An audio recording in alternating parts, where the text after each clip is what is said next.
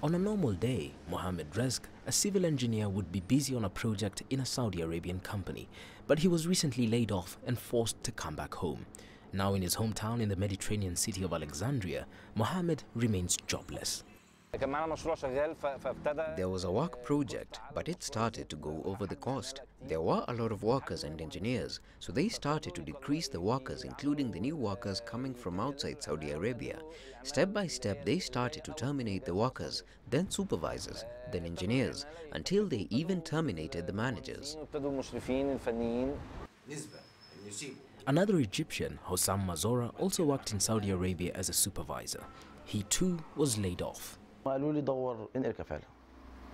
They told me to search and transfer your sponsorship to another company. It was not the company's mistake. There wasn't any work in the company.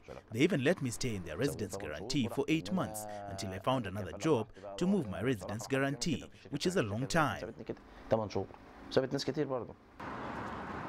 The two are just but a fraction of a big number of Egyptians who are back home after losing their respective jobs in the Gulf's biggest economy. For the returnees, life is not a bed of roses. Finding jobs for them is not easy, since Egypt is now flooded with professionals who previously worked in Saudi Arabia but lost their jobs.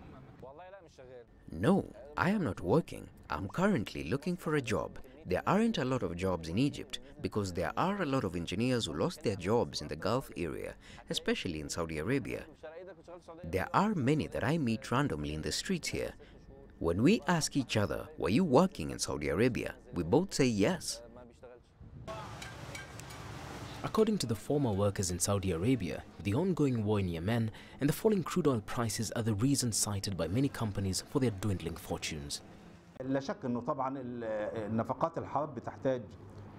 money transferred by expatriates in Saudi Arabia to their home countries is more than $26 billion every year.